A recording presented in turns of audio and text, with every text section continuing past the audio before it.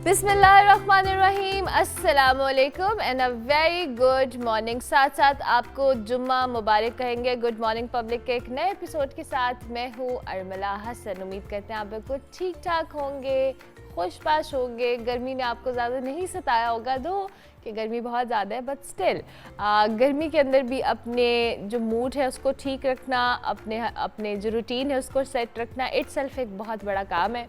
और जो ये तमाम लोग काम कर रहे हैं उन सबको शाबाश, ये बहुत मुश्किल काम है। अच्छा जी, साथ साथ आज फ्राइडे है, मेरा लॉन्ग वीकेंड होता है। आपको पता है बहुत सारे लोगों को सैटरडे को छुट्टी नहीं होती, लेकिन मुझे होती है, तो इसलिए मैं फ्राइडे को अपना वीकेंड कंसिडर करती हूँ। और ये मेरे चूँकि वीक का लास्ट शो होता है, तो इसमें मैं सोच लेती हूँ कि मैंने वीकेंड पे क्या क्या करना है, मेरे क्या क्या प्लान्स है, कोई काम है या मैंने सिर्फ जो कहने आराम करना है। तो ये सारी चीज़ें मैंने अभी से सोचनी है। और बहुत सारे लोग सोच लेते हैं जिनका सैटरडे ऑफ होता है। सोचा बहुत कुछ जाता है, लेकिन ऐसा कुछ नहीं होता। और ऐसा ही कुछ सोचा है तहरीक इंसाफ ने, ऐसा ही सोचा है कुछ वज़ीर आज़म साहब ने, जिस पर रिमार्क्स आए हैं। आज अखबार में इतनी बड़ी सुर्खी लगी हुई थी जिसको मैं पढ़ के सुनाना आपको चाहूँगी। जनाब, हम काली भेड़े नहीं हैं, हम भेड़ हैं, ऐसा जो जस्टिस अतर मिनल्ला साहब ने कल रिमार्क्स दी हैं। उन्होंने कहा कि अगर वज़ीर आज़म साहब को हम काली भेड़े लगती हैं तो वो रेफरेंस भेजें।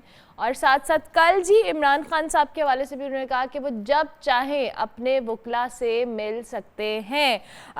जो समात है बराह रास्त नशर करने के हवाले से वो 4-1 से मुस्तरद हो गई है उसकी दरख्वास्त। और सुप्रीम कोर्ट का जो नैब तरमीम का केस है, इसमें तमाम रिकॉर्ड्स फराहम करने का हुक्म भी दिया गया है। वीडियो लिंक के ज़रिए कल इमरान खान साहब की पेशी हुई, जिस पर रिकॉर्ड्स फराहम करने के हवाले से भी कहा गया, जिस पर इमरान खान साहब ने कहा कि मुझे कैद तन्हाई में रखा गया है।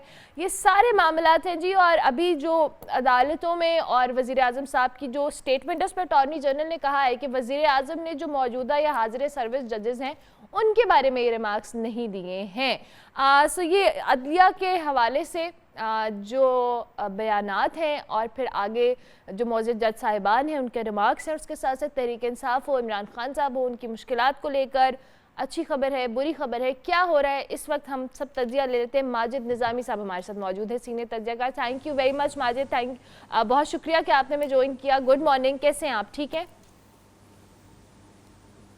जी वालेकुम सलाम, वेरी गुड मॉर्निंग जी, थैंक यू सो मच। अच्छा माजिद, कल हमने ये जब काली भेड़ों का जिक्र सुना, इससे पहले हमने वज़ीर आज़म के मुंह से सुना, और कल अतर मिनल्ला साहब ने इसके हवाले से रिमार्क दिया कि हम काली भेड़े नहीं, हम भेड़ हैं। सो ये स्टेटमेंट और इसके बाद ये जो अदलिया के हवाले से हम मुख्तलिफ बयानात देख रहे हैं, क्या कमेंट करेंगे आप? जी बहुत शुक्रिया। मेरा ख्याल है कि ये मामला वक्त के साथ साथ इसकी गर्मी में इजाफ़ा होगा। उसकी वजह यह है कि इस वक्त अदलिया में और इंतज़ामिया में कई उमूर पर इख्तलाफ राय चल रहा है, और जो कि वक्त के साथ साथ ज़्यादा होता जा रहा है। इसमें देखने की बात यह है कि जस्टिस काजी फ़ाइज़ ईसा जो कि इस वक्त अदलिया को लीड कर रहे हैं, वो इस मामले पर अपने कई साथी जजेस से इख्तलाफ राय भी करते हैं। तो इसलिए अदलिया के जजेस को वो सपोर्ट अपने इदारे से नहीं मिल रही जो उन्हें मिलनी चाहिए थी। लेकिन इसके बावजूद मुझे लगता है कि यह मामला इसी तरह चलेगा, बल्कि इसमें इजाफ़ा होगा। उसकी वजह यह है कि जिस तरह ये हमने काली भेड़ों की एक इस्तिलाह सुनी, तो ये होता तो मुहावरतन है, लेकिन इसका कोई इम्प्रेशन अच्छा नहीं जाता। और इस तरह के माहौल में कि जब दोनों अतराफ से तुंदो तेज़ बयानात, रिमार्क्स आ रहे हों, प्रेस कॉन्फ्रेंसेस हो रही हों, तो उस माहौल के अंदर फिर जब इस तरह के वर्ड्स आते हैं तो डेफिनेटली उनमें एक मैसेज भी होता है और वो दूसरों को कन्वे भी किया जा रहा होता है। लेकिन कल के रिमार्क्स को देख के लगता है कि जजेस ने भी उसी ही ताकत से उसको रिवर्ट किया है और उसका जवाब देते हुए कहा है कि अगर आपको इस तरह के कोई प्रॉब्लम्स हैं तो आप रेफरेंस लेके आएँ, इस तरह के सियासी बयानात देना मुनासिब नहीं है। तो ये इस सारी सूरत हाल में ऐसे लग रहा है कि फ़रीक़ैन के अंदर सुलह सफाई करवाने वाला, मामलात को ठंडा करने वाला या चीज़ों को डीएस्केलेट करने वाला कोई शख्स नज़र नहीं आ रहा। और दोनों मेरा ख्याल है थोड़ा सा इसमें आगे ही जाएंगे, दोनों आगे जाएंगे। और आपके मुताबिक ये जो गर्मी है इस बयानात के हवाले से ये अब मज़ीद तेज़ी होगी। अच्छा माजिद, जिस तरह से आपने अभी ख़ुद भी बात की कि अभी हुकूमत का या प्राइम मिनिस्टर का खुद इस हवाले से बात करना, दो के अटॉर्नी जनरल ने आगे से ये लॉजिक दी कि जी उन्होंने मौजूदा या हाजिर सर्विस जो जजेस हैं उनके हवाले से कमेंट नहीं किया, बट स्टिल इस तरह की स्टेटमेंट्स देना, और इस वक्त मौजूदा हुकूमत जिनके लिए बज़ाहिर तौर पर हालात व वाक़यात साजगार हैं, एक प्राइम मिनिस्टर हैं, दूसरी सीएम हैं और दीगर ओवरऑल एक पार्टी की हुकूमत है, उनके लिए हालात व वाक़यात साजगार तो हैं, कहीं ना कहीं उनकी स्टेट मशीनरी सारी चीज़ें उनके कंट्रोल में हैं, तो फिर इस तरह से अदलिया मुखालिफ या अदलिया के हवाले से बयानात देना, क्या मंतक है इस पे मुस्लिम लीग नून की? जी, इशू ये है कि 9 मई के बाद से सियासी हालात जिस तरह से तब्दील हुए हैं और अपोजिशन की बड़ी जमात पाकिस्तान तहरीक इंसाफ को मुकदमात का सामना है, तो उसके अंदर जब तहरीक इंसाफ को कहीं से रिलीफ मिलता है तो डेफिनेटली फिर दूसरी सियासी जमातें इल्ज़ाम लगाती हैं कि उन्हें मखसूस जजेस रिलीफ दे रहे हैं। हमने माजी में भी ये देखा, पनामा केस के अंदर भी इस तरह की तकसीम सामने आई कि जब हुकूमत को या सियासी जमातों को अदलिया से इख्तलाफ होता था, उससे पहले 1997 में मियाँ नवाज शरीफ की 2/3 गवर्नमेंट के अंदर 90 की दहाई इस तरह की मिसालों से भरी हुई है। फिर यूसुफ रज़ा गिलानी साहब को दबाव का सामना था कि ख़त लिखना है या नहीं लिखना। तो जब इन सारी चीज़ों को हम देखते हैं तो पता ये चलता है कि जहाँ पर अदलिया से आपके हक़ में फ़ैसले ना आ रहे हों तो सब्र तहम्मुल की बजाय, कानूनी स्ट्रेटजी अपनाने की बजाय फिर इस तरह के बयानात और प्रेस कॉन्फ्रेंसेस होती हैं। इस वक्त हुकूमत का प्रॉब्लम ये है कि उन्हें लगता है कि हम 9 मई के जिन लोगों को गिरफ़्तार करते हैं या उन्हें अदालती कार्रवाई के ज़रिए सज़ा देना चाहते हैं, अदालतें उन्हें रिलीफ़ दे रही हैं। तो ये इस मफरूज़े की बुनियाद पर या इस हकीकत की बुनियाद पर हुकूमत ने तोपों का रुख अदलिया की जानिब किया हुआ है, और वो ये समझते हैं कि अगर 9 मई के मुल्ज़िमान को रिलीफ़ दे दिया गया तो फिर ये एक अच्छा तासुर सेट नहीं होगा। तो ये है वो बुनियादी मसला जिसकी वजह से हुकूमत, इस्टेब्लिशमेंट, तहरीक इंसाफ, अदलिया, इनके अंदर एक महाजराई जारी है। उसकी वजह यह है कि बुनियादी तौर पर अगर उन मुकदमात का फ़ैसला करना है तो उसके लिए एक बेहतरीन कानूनी कार्रवाई होना ज़रूरी है।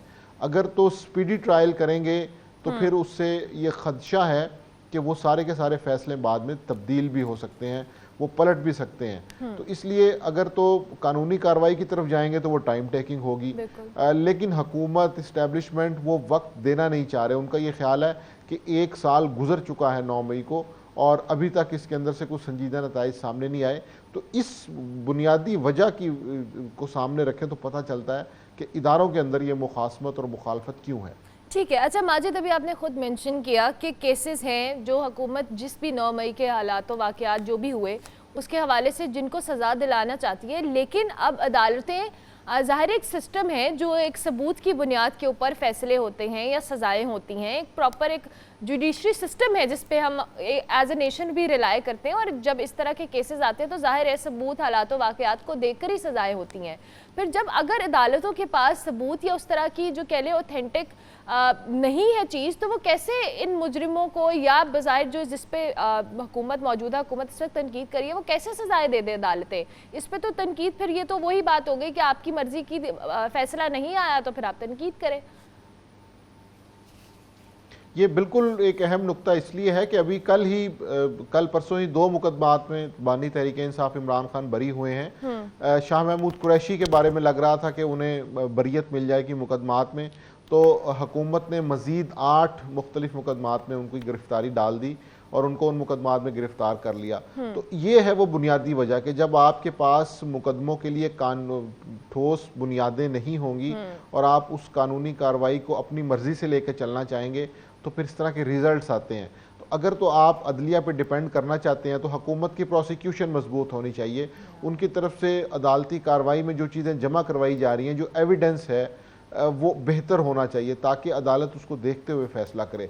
लेकिन अगर कमज़ोर कानूनी बुनियादों पर जल्दबाजी में या सियासी इंतकाम की बुनियाद पर मुकदमात बनाए जाएंगे तो डेफिनेटली उन्होंने फिर उनके फ़ैसले हुकूमत की या रियासत की मर्ज़ी से नहीं आ सकेंगे।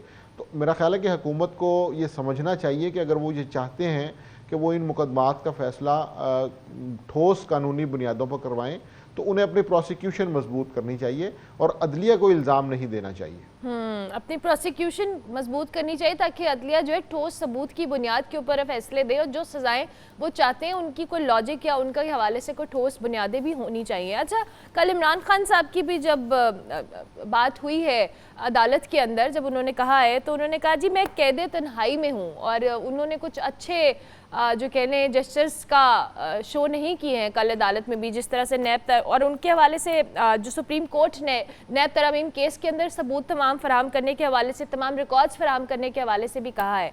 ये कैद तन्हाई की जो बात हुई है, ये आप क्या समझते हैं इस हवाले से माजिद?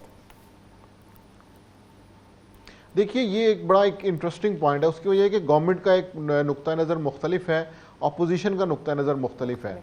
लेकिन मुझे लगता है कि तहरीक इंसाफ के बानी इमरान खान साहब को जेल के अंदर बाकी कैदियों से बेहतर सहूलियात मैसर हैं। ये बात दुरुस्त है कि उनको उस तरह से किसी बैरक में नहीं रखा गया कि जहाँ पर दीगर कैदी भी हों। वो सिक्योरिटी मसाइल की वजह से हैं, उनका अलहदा से उनके सिक्योरिटी है, उनके लिए अलहदा से एक किचन कायम किया गया है, टीवी फ्रिज का इंतज़ाम किया गया है, उनका खाना जब पकता है तो उसे स्पेशली चेक किया जाता है। तो ये जब इन सारी चीज़ों को हम देखते हैं तो लगता है कि रियासत और हुकूमत भी ये चाहती है कि साबिक वज़ीर-ए-आज़म इमरान खान को जेल के अंदर कोई ऐसा प्रॉब्लम ना हो कि जिसकी वजह से वो मुश्किल में आए। आपको याद होगा कि जब मियाँ नवाज शरीफ इमरान खान के दौर में बीमार हुए, प्लेटलेट्स का मसला हुआ, तो हुकूमत के ऊपर एक बहुत बड़ा दबाव आ गया कि अगर किसी सूरत में, किसी नागहानी सूरत में मियाँ नवाज शरीफ को जेल में कुछ हो जाता है तो ये एक बहुत बड़ा सियासी नुकसान होगा। तो मुझे लगता है कि इमरान खान साहब के हवाले से भी हुकूमत उन्हें जेल के अंदर मैक्सिमम सहूलियात दे रही है, और ये कैद तन्हाई की बात इसलिए दुरुस्त है कि वो सिक्योरिटी पॉइंट ऑफ व्यू से उनसे बहुत कम लोग मिलते हैं। सो इसलिए उनके पास वहाँ पे एक्सरसाइज की मशीन भी है, वो वॉक भी कर सकते हैं, तो वो पॉइंट अपनी जगह पे हैं। लेकिन मेरा ख्याल है कि हुकूमत ये चाहती है कि जेल में ऐसा कोई वाक़या ना हो कि जिसकी वजह से बैनुल अक़वामी तौर पर या मुल्की तौर पर कोई ऐसा बड़ा हंगामा हो और इल्ज़ामात लगें कि हुकूमत ने जेल के अंदर वज़ीर-ए-आज़म इमरान खान को नुकसान पहुंचाने की कोशिश की है। तो इसलिए हुकूमत को भी लग रहा है कि उन्हें प्राइम मिनिस्टर साबिक वज़ीर-ए-आज़म को जेल के अंदर बाहिफाजत रखना होगा, क्योंकि इसी में हुकूमत की बका है। क्योंकि अगर उन्हें जेल में कुछ होता है तो डेफिनेटली फिर हुकूमत के ख़िलाफ़ एक बहुत बड़ी हंगामा आराई का ख़तरा है। हंगामा आराई भी होगी और ज़ाहिर मुश्किलात में भी इजाफा हो सकता है कहीं ना कहीं दो के ज़ाहिर है तहरीक इंसाफ। अच्छा, तलाल चौधरी साहब ने कल कहा है कि इमरान खान साहब अदलिया पर रिलीफ के लिए दबाव बढ़ा रहे हैं। सो माजिद, ये जो मौजूदा हुकूमत है या मुस्लिम लीग नून है, ये इंप्रेशन क्यों जा रहा है इन पे बार बार, और ये क्यों इस चीज़ से बाहर नहीं निकल पा रहे? क्योंकि एक शख्स इस वक्त जेल के अंदर मौजूद है, और जिस तरह से वकला के हवाले से भी पहले था कि जो उन्हें वकला से नहीं मिलना चाहता, दो के कल कहा गया है मुज्जिद अदालत की जानिब से कि किसी भी वक्त अपने वो वकला से मिल सकते हैं, लेकिन उसके बावजूद अभी केसेस हैं, अभी सारे मामला उसी की तरह जूं के तूं हैं, उसके बावजूद हुकूमत को ये क्यों कंसर्न है कि जी उनको रिलीफ दिया जा रहा है, उनके लिए ऐसी फिजा कायम की जा रही है? जी, ये नुक्ता बड़ा दिलचस्प है। उसकी वजह ये कि मुस्लिम लीग नून ने भी वज़ीर-ए-आज़म इमरान खान के दौरे हुकूमत में ही इस्टेब्लिशमेंट से रिलीफ लिया था। तो इसलिए उन्हें ये डर है, उन्हें ये ख़तरा है कि अगर हम अपनी पोजीशन को थोड़ा सा भी लूज़ करेंगे, हम अपने पॉइंट ऑफ व्यू से पीछे हटेंगे, तो हो सकता है कि दोबारा तहरीक इंसाफ और रियासत के दरमियान कोई बातचीत शुरू हो जाए या कुछ चीज़ें बातचीत की तरफ जाना शुरू हो जाएँ। इसलिए आप देखें कि हुकूमती वज़रा की प्रेस कॉन्फ्रेंस तकरीबन रोज़ाना होती है, हफ्ते में 3-4 दिन तो डेफिनेटली होती है, और उसका एक ही अहम नुक्ता होता है कि जिसमें वो इमरान खान, अदालत, मुकदमात, जेल, इन सारे मौज़ूआत को ज़ेर बहस लाते हैं। तो तलाल चौधरी की प्रेस कॉन्फ्रेंस हो या हर सूबे के अंदर, सिंध से सरजील मेमन साहब करते हैं, फैसल वावडा करते हैं, इसी तरह पंजाब से प्रेस कॉन्फ्रेंसेस होती हैं, हुकूमत की तरफ से बाकायदा ड्यूटी लगाई जाती है। और उसकी बुनियादी वजह यह है कि वो ये चाहते हैं कि अपोजिशन को, साबिक वज़ीर-ए-आज़म इमरान खान को डिफेंसिव पोजीशन पे रखा जाए ताकि हुकूमत के लिए मुश्किलात में इजाफा ना हो। और ये जितनी भी बातें हैं, मेरा ख्याल है कि ये सियासी प्रोपेगेंडा के सिवा कुछ नहीं है। क्योंकि जब जिस तरह कल ही मौजूद अदालत में बात हुई कि आप सियासी तकरीर में तो ये कह सकते हैं कि अदलिया में काली भेड़ें हैं, लेकिन अगर आप ये चाहते हैं कि आप उनके खिलाफ कार्रवाई करें तो फिर कोई रेफरेंस लेके आएँ। तो इसलिए फिर उसका बड़ी खूबसूरती से जवाब दिया गया कि ये तो कुछ साबका अफराद के बारे में बात हो रही है। ठीक हो गया। Thank you very much Majid Nizami, बहुत शुक्रिया कि आपने हमें ज्वाइन किया। माजिद निज़ामी सीनियर तज्ज़ियाकार हमारे साथ मौजूद थे। कल अदालत की जो कार्रवाई है उसके हवाले से जो भी मौजूद जज साहिबान के रिमार्क्स आए उस पर अपना कमेंट भी दे रहे थे और तहरीक इंसाफ के हवाले से भी बात कर रहे थे। हम ब्रेक लेंगे, ब्रेक के बाद वापस आएंगे। आप देखते रहिए गुड मॉर्निंग पब्लिक।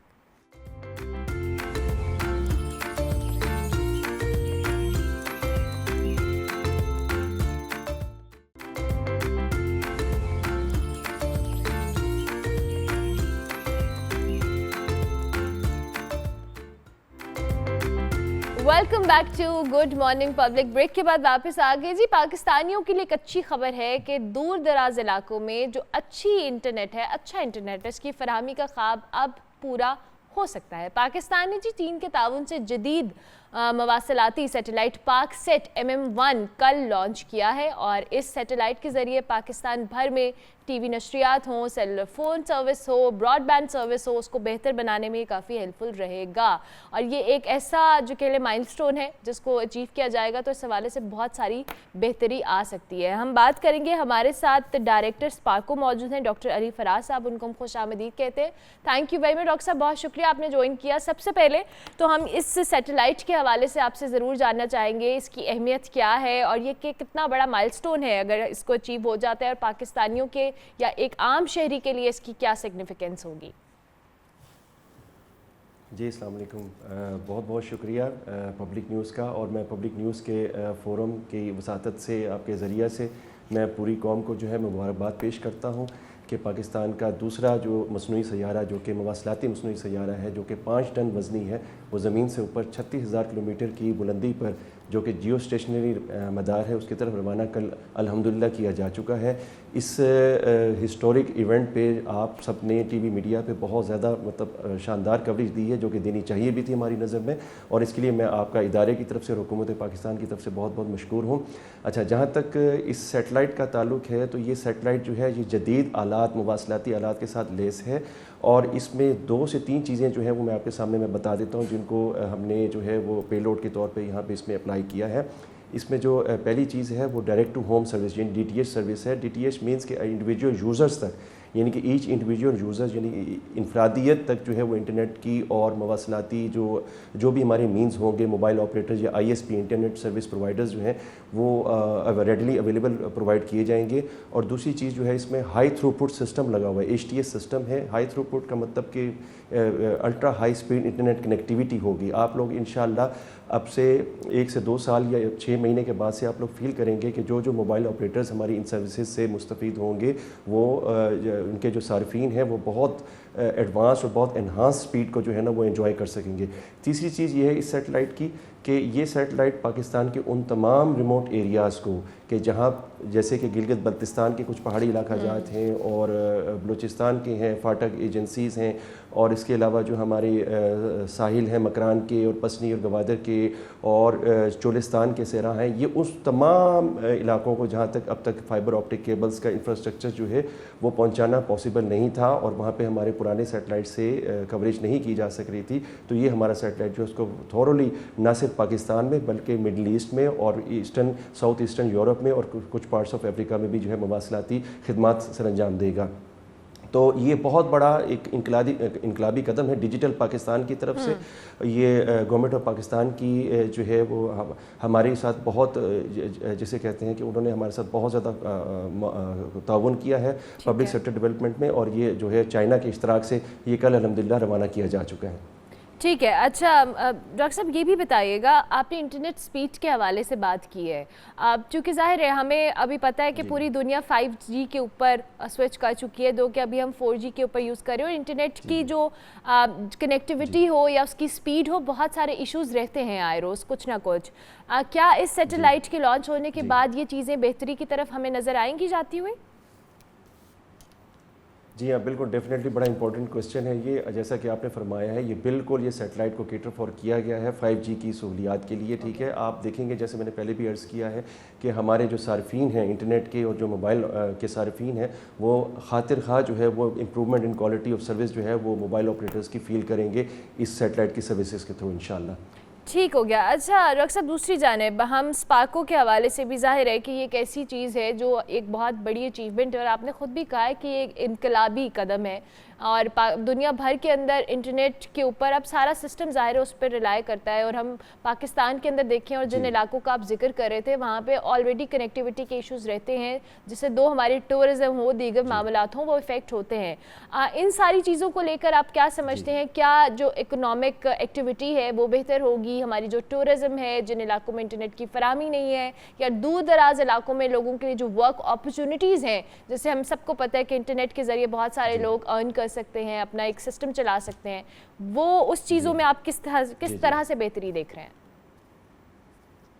जी, बहुत अच्छा सवाल है ये। बेशक आपने जैसा कि फरमाया कि आजकल फ्रीलांसिंग और ई कॉमर्स का जो है वो बहुत ज़्यादा बोलबाला है हमारे मुल्क में।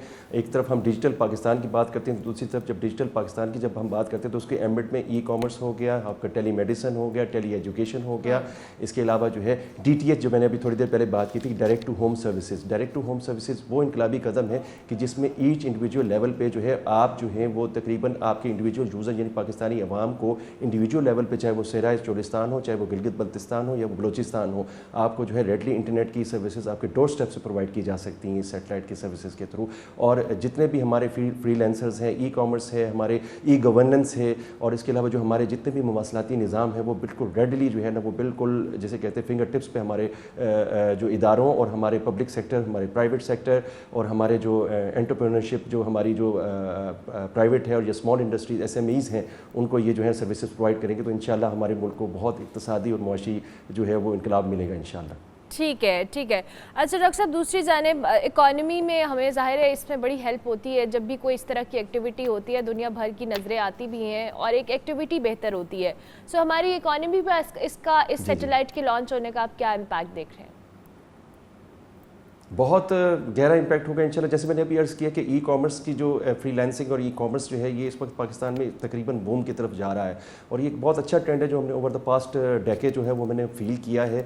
तो ये जो सैटेलाइट है ये फोकस इसलिए किया गया था कि हम DTH सर्विसेज के थ्रू उन तमाम स्मॉल एंटरप्रेन्योर्स को और जितने भी जो पब्लिक एंड प्राइवेट पार्टनरशिप्स हैं उनको हम फ़रोग देंगे इंशाल्लाह। इन सर्विसेज से जो है वो पाकिस्तान की अवाम को इनकलाबी जो है वो सहूलियात मिलेंगी, क्योंकि इस सैटेलाइट को पावरफुली डिज़ाइन किया गया है और इसके अंदर जो पेलोड्स हैं वो ना सिर्फ आपकी मवासलाती नीड को पूरा करेंगे बल्कि आपकी नेविगेशनल नीड को भी। ठीक है, हमारे पास इसमें एक पेलोड SBAS नाम से है, स्पेस बेस ऑगमेंटेड सिस्टम।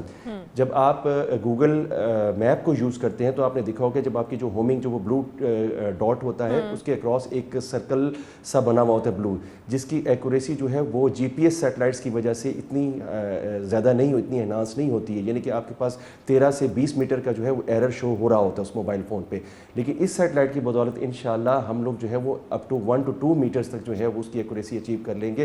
लिहाजा जितने भी आपके जो पब्लिक और प्राइवेट सेक्टर के जो सर्विस प्रोवाइडर्स हैं नेविगेशनल यूज़ के लिए, आपकी जो ट्रांसपोर्टेशन है, आपकी जो है होमिंग डिवाइसेस, जहाँ जहाँ जो भी सर्विसेज ऑफर हो रही हैं उनको भी बहुत खातिर खा मदद मिलेगी, in addition to the communication systems जो एनहांस्ड हैं इस सैटेलाइट में। चलें, good to know that. Doctor साहब, दूसरी जानिब चाइना के साथ ज़ाहिर है हमारा बड़ा अच्छा रिलेशनशिप रहा है। इससे पहले भी हमने स्पेस के अंदर एक मिशन चाइना के तावन से भेजा है, और अब स्पार्को चाइना का ये जो मामला ये जो सैटेलाइट का है, ज़ाहिर है इससे एक बड़ी अच्छी कंट्रीब्यूशन है चाइना के। इस हवाले से भी आप अपना कमेंट दीजिएगा, कितना अच्छा एक वर्किंग रिलेशन रहा है और फ्यूचर में क्या प्लान्स है, मज़ीद क्या वर्किंग है जो पाकिस्तान और चाइना मिलकर इस हवाले से कर रहे हैं? जी, पाक चीन दोस्ती जिंदाबाद। जो पाक चीन दोस्ती आपको पता है हिमालय से ज़्यादा ऊंची और समुद्रों की गहराई से ज़्यादा गहरी है। ये मैं आपको बताता चलूँ कि हमारा जो पिछला जो हमारा पाकिस्तान का फर्स्ट एवर जो कम्युनिकेशन सैटेलाइट है जो कि पाकसेट 1R है, वो इस वक्त जो है वो अपनी सर्विसेज दे रहा है। ठीक है, वो 38 डिग्री ईस्ट पे, जिस पे तकरीबन 100 से ज़्यादा चैनल्स जो हैं वो भी पाकिस्तान ने चाइना के इश्तराक से बनाया था, और उसकी जो है वो एज 2026 में पूरी होने जा रही है। तो हमारा जो नेक्स्ट जो माइलस्टोन है, जो हमारा नेक्स्ट जो हमने चाइना के साथ इश्तराक करना है, वो इंशाल्लाह उसकी रिप्लेसमेंट है, जो उसकी जगह हम पाकसेट 2 का जो प्रोजेक्ट करने जा रहे हैं वो एक्सक्यूज़ मी जो वो पाक चाइना की इश्तराक के साथ हम वो भी सैटेलाइट हम डिज़ाइन एंड डेवलप करेंगे, और उसका इंशाल्लाह इन द नियर फ्यूचर जो नेक्स्ट 2 से 3 साल में इंशाल्लाह उसको भी लॉन्च करेंगे। और इसके अलावा चाइना जो है हमें रिमोट सेंसिंग सैटेलाइट्स के लिए भी जो है वो ताउन फराहम कर रहा है। हमारी रिमोट सेंसिंग सैटेलाइट यानी कि जो अर्थ इमेजरी है, जो कि हमारे जंगलात की मॉनिटरिंग के लिए, हमारी क्रॉप्स की मॉनिटरिंग के लिए, इसके अलावा हमारे जो नेशनल डिज़ास्टर मैनेजमेंट जो है वो उसको हम जो इमेजरी प्रोवाइड करते हैं कि जब सैलाब की सूरत में या ज़लज़लों की सूरत में खुदा न खास्ता जो भी आफत पाकिस्तान पे कुदरती या मसनूई आती है, तो ये सारी चीज़ें जो है वो हम चाइना के इश्तराक से हम इस वक्त कर रहे हैं। और इंशाल्लाह फ्यूचर में आप और भी बहुत सी खुशखबरियाँ सुनेंगे सुपार को और गवर्नमेंट ऑफ पाकिस्तान और चाइना के इश्तराक से इंशाल्लाह। ज़बरदस्त, thank you very much, good luck doctor साहब, बहुत शुक्रिया कि आपने हमें ज्वाइन किया। डॉक्टर अली फराज हमारे साथ मौजूद थे, डायरेक्टर स्पाको, इस सैटेलाइट के हवाले से मजीद इन्फॉर्मेशन और फ्यूचर प्लान्स को लेकर डिस्कशन कर रहे थे। हम ब्रेक लेते हैं, ब्रेक के बाद वापस आते हैं। आप देखते रहिए गुड मॉर्निंग पब्लिक।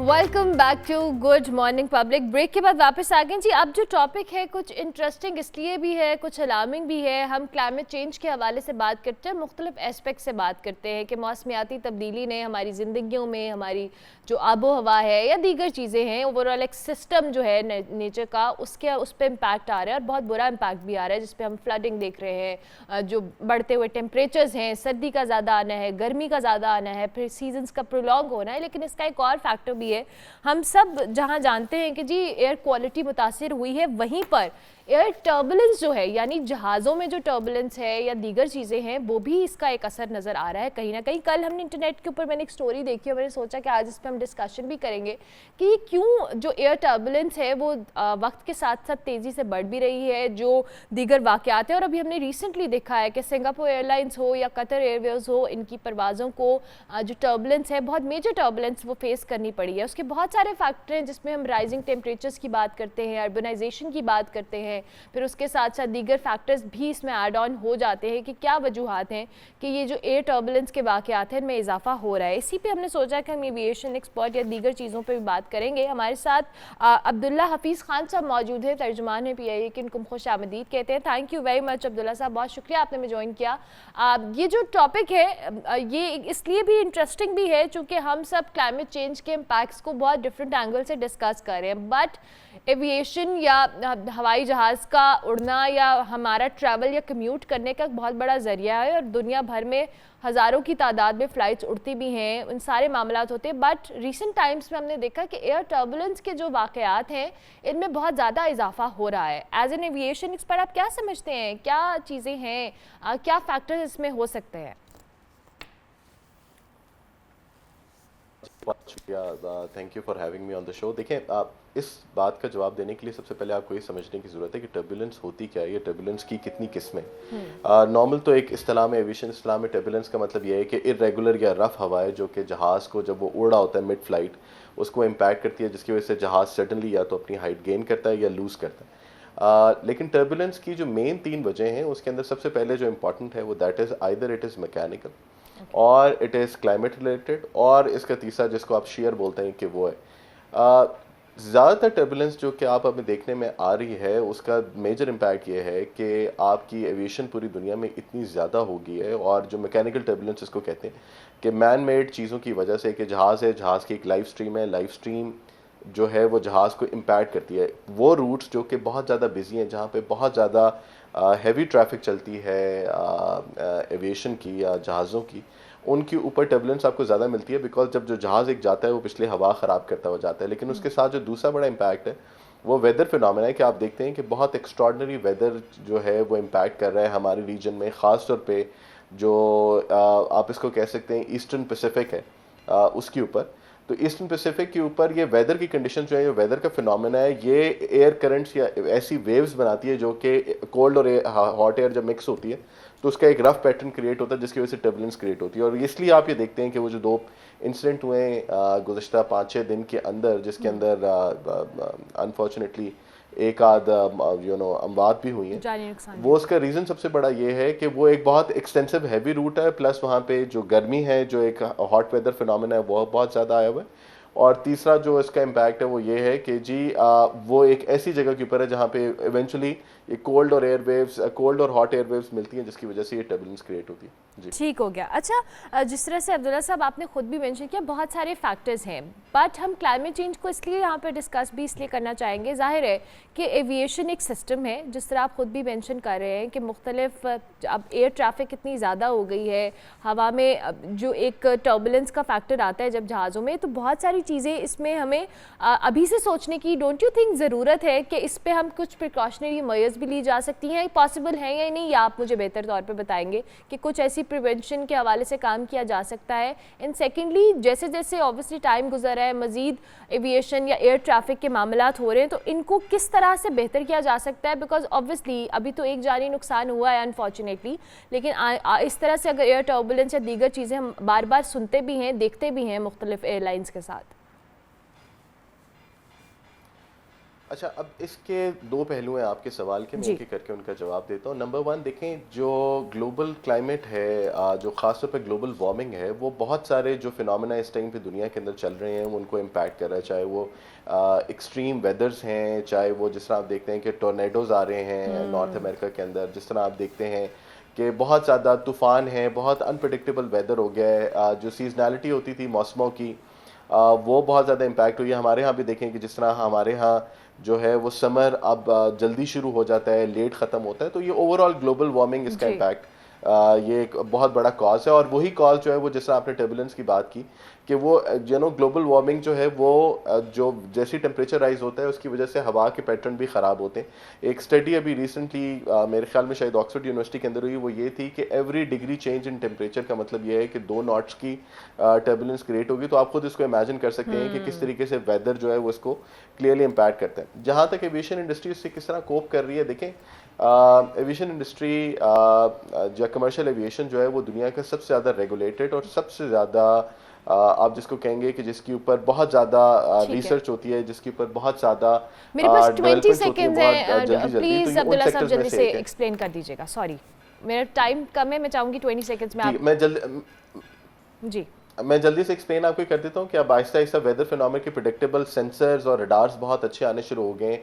जिन जगहों के ऊपर आपको टर्बुलेंस मिलती है उसका आप वो पहले से बताते हैं, तो पीछे आने वाली ट्रैफिक उसको अपना वो चेंज कर लेती है, थोड़ा सा अपना रूट चेंज कर लेती है। तो अब सोफिस्टिकेशन के साथ साथ एविएशन इसके साथ जो है वो अपने आप को मैनेज करना शुरू हो। ठीक है, थैंक यू भाई, मैं बहुत शुक्रिया अब्दुल्ला साहब, आपने ज्वाइन किया। हम ब्रेक लेंगे, ब्रेक के बाद वापस आएंगे।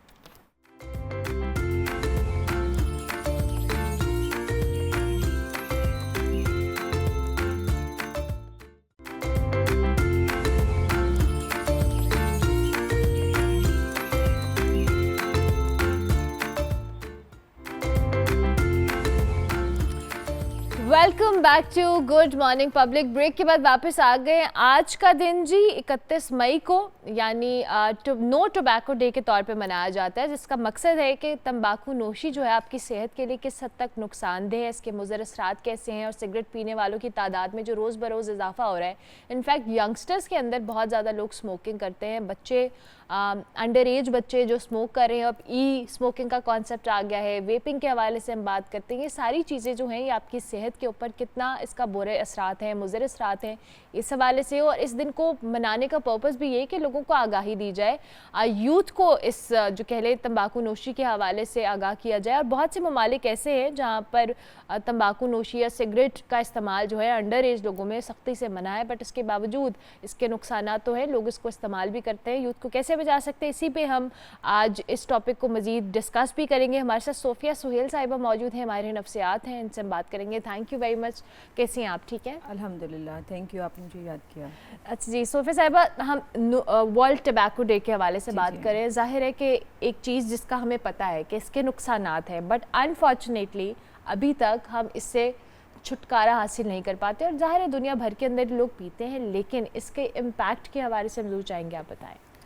सबसे पहले तो ये बात तो है, सबको पता है कि क्या क्या नुकसानात हैं, मेजॉरिटी सब लोगों को पता है, लेकिन अनफॉर्चुनेटली इसका इस्तेमाल बढ़ता जा रहा है। और अनफॉर्चुनेटली यंग बच्चों में बहुत ज़्यादा बढ़ गया है। यंग बच्चे अंडर एज 13, 14, 15 ये बच्चे स्मोकिंग कर रहे हैं, ई स्मोकिंग कर रहे हैं, वेप पी रहे हैं, तो बहुत ज़्यादा बढ़ता जा रहा है। हमारे माशरे में तो बहुत ज़्यादा बढ़ गया है।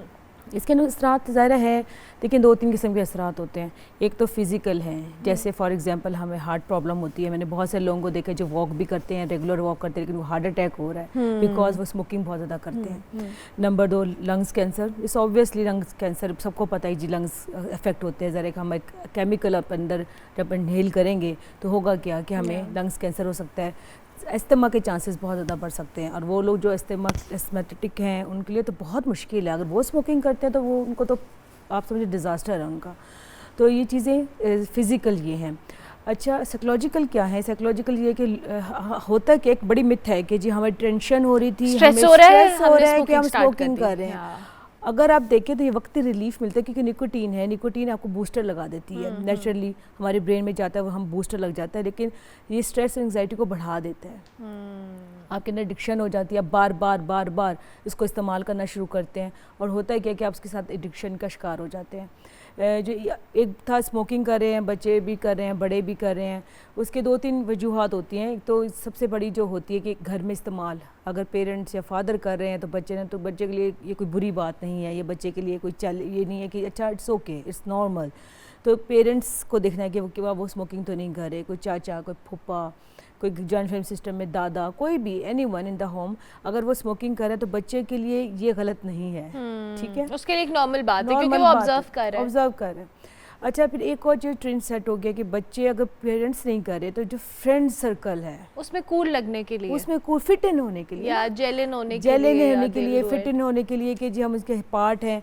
अच्छा, उसको करने के लिए वो स्मोकिंग का स्टार्ट कर देते हैं। अच्छा, वहाँ पे एक ग्रुप बन जाता है जो उनको बताता है ये ई स्मोकिंग भी होती है जी, आप वेब भी पी सकते हैं, उसमें फ्लेवर्स डिफरेंट आ गए हैं। बच्चे यंग मैन बनने के लिए, ख़ासतौर पर बॉयज़ यंग होने का बड़ा शौक़ होता है उनको, 13-14 साल की उम्र में कि लोग हमें मर्द समझे, हमें बड़ा समझे, इंडिपेंडेंट होने का शौक़ होता है। तो जब इंडिपेंडेंट होने का शौक़ होता है तो उनको क्या करते हैं, वो स्मोकिंग स्टार्ट कर देते हैं। और वो स्मोकिंग चाहे वो किसी भी किस्म की है, फ्लेवर्स इतने ज़्यादा आ गए हैं, इसकी वजह से बच्चे फैसिनेट होते हैं उस चीज़ से। तो बहुत सारी वैरायटी है, अब तो इतनी लंबी वैरायटी है कि आप एक लंबी लिस्ट है आपके पास है। अच्छा, अब इसमें एक फैक्टर सोफिया ये भी है कि एक्सेस है उनके पास, वो आराम से जाते हैं किसी भी शॉप पे, कोई भी एज है। यहाँ पे तो कोई पॉलिसी या हार्ड एंड फास्ट रूल तो है नहीं कि ये बच्चा अंडर एज है, इसको नहीं देनी। हमारे यहाँ तो जो मैं भी जाऊँगी मुझे भी दे देंगे, कोई एक छोटा बच्चा भी जाएगा उसको भी दे देंगे। इवन मैंने घरों में प्रैक्टिस देखी है कि छोटे बच्चे से जाके कहते हैं कि जाओ सिगरेट ले आओ हमारे लिए। That's how it is. तो ये भी तो पॉलिसी वाइज भी तो हमें कुछ इस पे इम्पैक्ट करना है कि बच्चों को या इस तरह के लोगों को अलाउड ही नहीं होना चाहिए कि वो सिगरेट की शॉप पे या टबैको शॉप पे जाएं और वो सिगरेट खरीदें। लेकिन 2 चीज़ें हैं, एक तो होती है सेल्फ बाउंड्री, ठीक है, जो मुआशरा बनता है इंसान से। अगर हमने अपनी मॉरल एथिक्स वैल्यूज़ इस तरह की रखनी है कि चीज़ गलत है और मुझे नहीं करनी, तो खुद ब खुद एक लाइन सेट हो जाएगी। ठीक है, उसके बाद आते हैं गवर्नमेंट आती है। गवर्नमेंट ने 3-4 साल पहले एक रूल पास किया था जिसमें 18+ के बच्चों जो कम होते थे उनको सिगरेट प्रोवाइड नहीं की जाती थी। लेकिन ज़ाहिर है हमारा मुआशरा है, नो रूल नो लॉ, तो फिर होता क्या है कि जी वो ख़त्म हो गया, अब हर कोई जाकर स्मोकिंग ले सकता है। लेकिन एक सेल्फ जो है ना कंट्रोल होना ज़रूरी है। देखिए हर चीज़ गवर्नमेंट नहीं कर सकती। लेकिन सेल्फ कंट्रोल आप एक बच्चे को कैसे सिखा सकते हैं सोफिया कि वो ना जाए और वो मतलब एक बच्चा है जिसको सोसाइटी में जेल इन करना है, अपने फ्रेंड सर्कल में जेल इन करना है, और फिर उसको वहाँ पे कूल भी लगना है। उसको आपने खुद अभी कहा कि साइकोलॉजिकली वो अपने आप को मैच्योर समझने की कोशिश करते हैं, तो आप उसके अंदर एक बच्चे के अंदर सेल्फ कंट्रोल कैसे ला सकते हैं? तो 2 चीज़ें हम कर सकते हैं। देखिए हमारे यहाँ ना कई चीज़ों पर बात नहीं की जाती, हमें बात करनी है। कुछ चीज़ें ऐसी हैं जो हमारी सोसाइटी में मौजूद हैं, हम सिर्फ इसलिए कि शेमफुल फैक्ट होता है, लोग क्या कहेंगे, ये बात नहीं सिखानी बच्चों से, ये बात नहीं करनी, हम खाम खा के बैरियर सेट कर देते हैं। अगर बच्चा जब यंग एज में, तो ये छोटा होता है 5 से 6 साल का, उसको ये बताना मॉरल एंड एथिक्स दें कि क्या गलत है क्या सही है। ठीक है, अब पेरेंट्स रोल मॉडल हैं, पेरेंट्स स्मोकिंग ना करें, उसको बताते जाएँ क्या चीज़ें हैं। देखिए 5-6 साल में जो ग्रोथ हो जाती है ना बच्चे के, वो माइंड सेट डेवलप हो जाता है। 10-12-13 जब वो 12-13 साल की उम्र में जाता है, उसके मॉरल वैल्यूज इतनी स्ट्रांग होनी चाहिए कि उसको पता है ये गलत है, मुझे नहीं करना।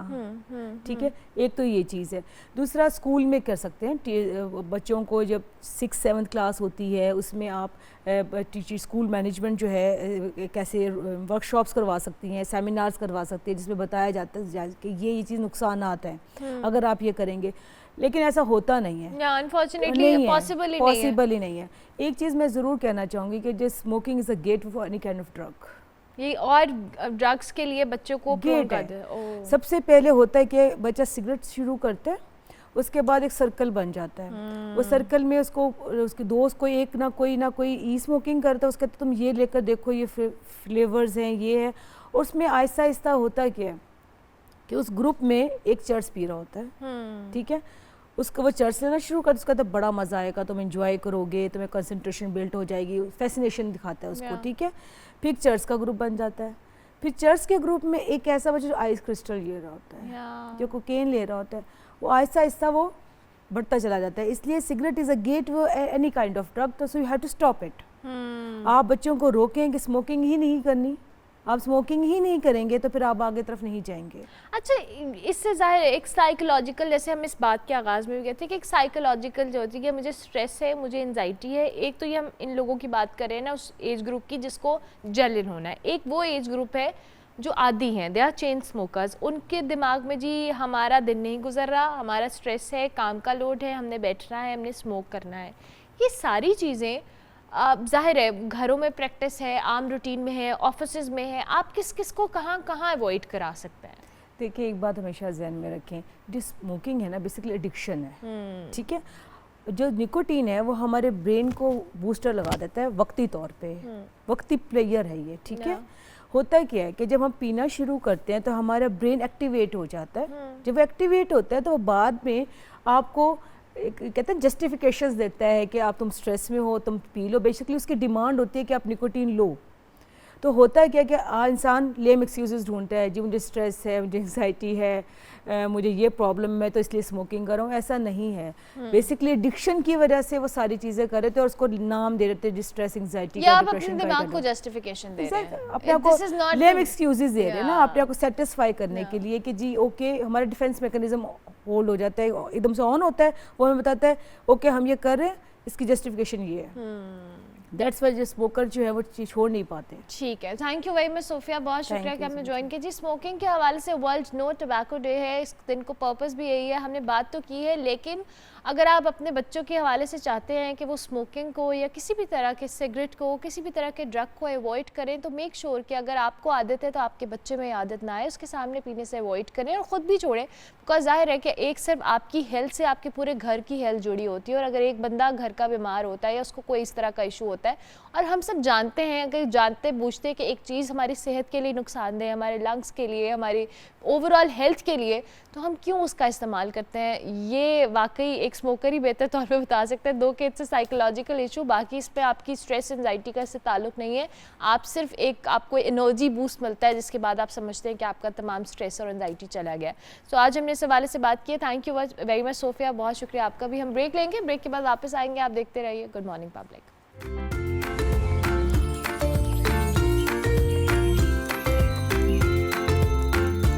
सुबह सुबह पाकिस्तानी मूवीज़ की बात आती है, पाकिस्तानी सिनेमास की बात आती है, I really get very excited, क्योंकि मुझे लगता है कि हमें अपने सिनेमा को, अपने एक्टर्स को, अपनी मूवीज़ को इसी तरह से सपोर्ट करना चाहिए। And with the passage of time चीज़ें इतनी बेहतर हो गई हैं, इतनी ज़बरदस्त हो गई हैं कि अब आप पाकिस्तानी मूवी जब भी सिनेमा में देखने जाते हैं तो आपकी वही एक्साइटमेंट होती है जब कोई आप हॉलीवुड या बॉलीवुड मूवी देखने जाते हैं। सो आई एम रियली प्राउड कि हमारा जो पाकिस्तानी सिनेमा है ये फ्लरिश कर रहा है, बहुत बेहतर अंदाज में फ्लरिश कर रहा है। अब तो इंटरनेशनल फेस्टिवल्स में हमारी मूवीज़ नॉमिनेट हो रही हैं, और इस मूवी के हवाले से आपको ट्रेलर से अंदाज़ा हो गया होगा कि कितनी ज़बरदस्त कास्ट है, कितना ज़बरदस्त इसकी प्रोडक्शन है, इसके जो विजुअल्स हैं, साउंड इफेक्ट है, एवरीथिंग इज़ ऑन पॉइंट। और हमने सोचा कि ये मूवी रिलीज़ होने से पहले इसकी कास्ट से आपकी मुलाकात करवाई जाए, इनकी नर्वसनेस, इनकी एक्साइटमेंट, इन सारी चीज़ों पर इनसे बात की जाए। तो आज उम्र यार की कास्ट हमारे साथ मौजूद है। 17 जून को ये मूवी रिलीज़ होने जा रही है। वर्ल्ड वाइड 500 स्क्रीन्स के ऊपर ये मूवी दिखाई जाएगी, पाकिस्तान के अंदर भी रिलीज़ होगी। So I request all of you कि आप सिनेमाज में जाएं। दो कि हम कास्ट से बात करते हैं, हमारे साथ अली काज़मी मौजूद हैं और फरहान ताहिर साहब मौजूद हैं। Thank you very much, good morning, कैसे हैं आप लोग? Thank you for having us. सबसे पहले तो फरहान साहब आपकी जानिब आते हैं। Are you excited, nervous, what? I'm all of it. I'm all of it. All of it? Excited because I think the film is really. I'll put it up against any other film Okay. worldwide. I Zabardast. think it's well done. It's well done. Absolutely. Nervous, yes. वो इसलिए क्योंकि पाकिस्तान में पहली दफ़ा इस तरह की film जो है वो बनी है और रिलीज़ हुई है, और थोड़ी सी नर्वसनेस ये है कि जो हमने बनाया है आई होप लोग जाके देखें, absolutely, you know, and I know कि अगर वो वहाँ जाएंगे तो they will not be disappointed. इंशाल्लाह इंशाल्लाह। अगर डिसअपॉइंटमेंट तो हम बाद में जज करेंगे, पहले एक्साइटमेंट होनी चाहिए कि आपने एक पाकिस्तानी मूवी देखने जाना है। आपने पाकिस्तानी फिल्म देखने जाना है, आपने वो फिल्म देखने जानी है जो, टू बी वेरी ऑनेस्ट, अब आपने जो VFX वगैरह देखे हैं, या absolutely amazing, amazing, and they were all done in Pakistan. Wow, So to me that is a huge thing. हमारे यहाँ पे टैलेंट बहुत है लेकिन कई दफ़ा रिसोर्सेज नहीं होते, ठीक है, तो कम से कम हमारे जो प्रोड्यूसर्स हैं जय और हुमा, दे took this, they Yeah. took the bull by the horns. It's made in Pakistan, It's made for for Pakistanis, right? yeah, Yeah. और तो कोई अब ये नहीं कह सकता कि जी पाकिस्तान में ऐसा काम नहीं होता। नहीं हो रहा। अली, ये बिल्कुल एब्सोल्युटली। सबसे पहले how are you? I am good, अल्हम्दुलिल्लाह। आज आपका भी इंटरव्यू होने लगा है। Oh God, I am so nervous, it's a very tough job. हमने काफी इंटरव्यू दे लिया, आप बताएं। नहीं मैं बिल्कुल अभी पहले मूवी की बात करूंगी, देन आई तो ऑनेस्टली I'll echo बिल्कुल जो फरहान भाई कह रहे हैं। सारी फीलिंग जो है वो हमारे अंदर बिल्कुल एक बॉल की तरह है, हर तरह की फीलिंग Imagine. चल रही है इस वक्त। सेम एक्साइटमेंट भी है, we are promoting the film and we want everybody to go out and watch it. I think सबसे बड़ा इशू ये होता है कि पाकिस्तान में आई थिंक लोग कहते हैं कि यार पाकिस्तान में बनी, कौन जाएगा फिल्म देखने यार, I get छोड़ें, it. जब आएगी बाद में कहीं स्ट्रीमिंग पे देख लेकिन लेंगे। एज अ ऑडियंस या लेमैन, आई ट्रस्ट मी, अब लोगों का परसेप्शन काफी बदल गया है, they want to watch movies. और That's what I want to Pakistani, hear. मैं चाहता हूँ कि ये हो। I think you're right. लोगों का आहिस्ता-आहिस्ता परसेप्शन लोग बदल हो गया, रहा है। लेकिन थोड़ा सा कॉन्फिडेंस जो है ना वो आहिस्ता आहिस्ता जब इस आहिस्ता तरह की से- फिल्म आएंगी ना, हाँ, तो जाहिर देन दे विल सी अच्छा है, Yes. हाँ यार इस तरह काम हो रहा है, let's go, not only go enjoy it, also support this, क्योंकि अगर करेंगे तभी तो इस और तरह की हो- मूवीज exactly. बनेंगी आई थिंक यार। मसला Exactly. ये है कि इस तरह का जॉनरा भी हमने पहली बार ये साई-फाई और इस तरह का जॉनरा खोला है सिंस शानी, जो एक शान की मूवी थी बहुत लेट 80s I know, में I know. एक थी फिल्म। उसके बाद से एज सच आई थिंक लोग सोचते हैं कि यार साई-फाई हम कैसे करेंगे, take a lot of money, take a lot of resources, कैसे Exactly. कैसे और होगा। दूसरी बात जो मुझे इसकी बहुत एक्साइटिंग लगती है वो ये कि ये कहानी हमारी अपनी कहानी, बिल्कुल Yes, यू नो, exactly. अब आप हैरी पॉटर जाके देखते हैं, उसमें आप इनविजिबिलिटी क्लोक देखते हैं, उसमें आप वो हरमायनी का बैग देखते हैं, वो सब कुछ 600 साल पहले was already part of our literature. ये जिन्नात का कॉन्सेप्ट, अदरवर्ल्डली डीमंस का Yes. कॉन्सेप्ट दैट एग्जिस्ट ये दो हमारा वर्ल्ड्स के बीच concept ही हमारा है, कॉन्सेप्ट। जिसको हॉलीवुड ने हाँ ना। इतने बड़े पैमाने के ऊपर किया है दरअसल actually ये में, यू नो, yeah. और वो उसको एलियंस वगैरह में ले गए और Yeah. उधर ले गए, बट एक्चुअली जो रेम्स के बीच जो जिन्स और डीमंस का चक्कर है वो हमारा है। So we need to now own it again. Own it again, absolutely. अब मैं आपके कैरेक्टर्स के हवाले से जानना चाहूंगी। अली, आप बताएं आपका कैरेक्टर क्या है, कैसा है? थोड़ा सा ज्यादा नहीं, हम जरूर ज़्यादा नहीं चाहेंगे हम थोड़ी बता सकते। क्यूरियोसिटी बिल्ड करेंगे, लेकिन स्टिल थोड़े से अपने जिस तरह से आपने इसको परफॉर्म किया, रोल को अदा किया, how was your you know experience overall? The experience overall was truly fantastic. This is one of those things कि हमें लगा कि हम सब एक टीम है, एक बंदा, Yeah. जो बंदा स्पॉट बॉय था जिसने एक तार लगानी है टू फरहान भाई, to Usman, to Sanam, to myself, to Sana, Everyone, to yeah. everybody, सबकी feeling was across the board ऐसा था कि हम सब एक ऐसी जर्नी पे साथ जाने लगे that will be make or break, कि इंशाल्लाह it will be something that can be very groundbreaking. So I think that feeling is what carried us through. तो शुरू से we all trained together. Oh wow, हम सबने साथ training Training की की, है। not only just fitness training but stunt training. Okay, We had stunt people come from all around the world. Wow. We had a team that had worked on Game of Thrones, on Jack Reacher. Jack Reacher, the series. So both and for them to come to Pakistan, That we was felt another proud as well. We're like, all excitement, right, yeah, let's yeah, go. You know, yeah, we'll show them what we have. amazing. And I think we showed them a thing or two as well, because they were shocked. Yeah, these guys are ready for these stunts and Because you know. हमने the other thing is usually होता है कि उसको आपको stunt training देते हैं, but then जब असल वक्त आता है तो they put a stunt in. They put the double, and वो doubles को train कर रहे थे हमारे Correct. साथ, and they were like, लेकिन कैसे doubles को तैयार करो भाई. कोई stunt जो है वो stunt doubles ने नहीं किया. Eventually we all Every did stunt the was done by us. Oh you know? Lovely, So that's a big part of the film, and I think that's a beautiful thing, because even in the close-ups and all those things, you'll see that there's no one changing. It's actually I the get person it. doing the stunt. Yeah. So वो एक मजा था. That's something new. And then also the way just systematically Yeah, yeah. हमने shoot किया, वो भी एक I think कितना पाकिस्तान टाइम के लगा लिए आप लोगों को हमें shoot करने में? असल on the set I think 48 days. 48 लेकिन उससे लेकिन पहले obviously pre-planning a month एक and a महीना, half we हाँ, prepped. हमने सारी stunt training की. Obviously तैयारी और सारी चीजों का तैयारी वगैरह execute plan, करने में लेकिन ये takes time. 4 साल पहले हुआ था. हाँ. We why- shot it. We shot the film 4 years अब ago. ये So बात, why took हाँ, अब ये बात so लोग long? नहीं समझ, हाँ, ये this is जरूरी लोगों बात। को ये रियलाइज करना चाहिए कि अमेरिका में भी और जहाँ पे भी जी हाँ। जब इस तरह की फिल्म बनती है तो टेक्स 3-4 साल लगते हैं, क्योंकि आप एक जब चीज ये होती epic है, movie बनाते हैं. हाँ, तो क्योंकि उसमें आप देखें ना, बहुत आप एक चीज है कि हमने एक्ट कर दिया, Yeah. लेकिन आप एक्ट कर रहे हैं ग्रीन स्क्रीन के Screen क्या? सामने. The post production is the real Exactly. job. Exactly. And also COVID भी था. It doesn't हाँ, make sense COVID भी था. as a producer. It doesn't make sense for anybody to release their movie Exactly, during that COVID, time. I तो can let's say खत्म भी हो जाती. 2020 में शूट की थी. COVID के बड़े peak time पे. peak पे, अच्छा, Unfortunately. okay. और किसी को नहीं हुआ. नहीं, अल्लाह के शुक्र है, the bubble was solid. Yeah. And हम ना किसी और से मिलते थे. Literally हम एक दूसरे की शक्ल देखते थे रोज. तंग और आ घर गए जाते थे, अक गए थे एक दूसरे की शक्लें साथ देख. एक्सरसाइज करते थे, स्टार्ट ट्रेनिंग करते थे, सेट पे आते थे. But as far as that goes, I think उसका we shot I think 48 days. 48 days straight. And that was really great because आप in character रहते हैं. ठीक है. किसी का कोई fluctuation नहीं आती उस लिहाज से. सब दूसरी जो बात अली कर रहा है ना, सेट पे जो अच्छी बात थी, है ना. लोगों के ना, जब आप आते हैं सेट पे तो लोगों के different experiences, different level of experience, egos होते हैं, एक्सपीरियंसेस होते हैं, हर तरह की चीजें. लेकिन एक अजीब एनर्जी थी इस सेट पे That's कि हम amazing. लोग जैसे ही आते थे ना, everybody was equal. Wow, lovely. We all stayed for each other's shots. Yeah. हम सबने Yeah, एक yeah. दूसरे को सपोर्ट किया है, पंप किया अब है. It was really हम अभी एक ब्रेक लेंगे, ब्रेक के बाद वापस आएंगे, मजीद डिस्कशन भी करेंगे. मूवी का जो ट्रेलर है उसके बाद कैरेक्टर्स, हर चीज़ बहुत स्ट्रॉन्ग है. स्टोरी लाइन कैसी है, बिकॉज एवरीबडी नोज उम्रो यार, क्या इसमें ट्विस्ट एंड टर्न रखे गए हैं, लोगों की क्यूरियोसिटी को वेल रखने के लिए. इस पर डिस्कशन करेंगे एक ब्रेक के बाद. आप देखते रहिए गुड मॉर्निंग पब्लिक.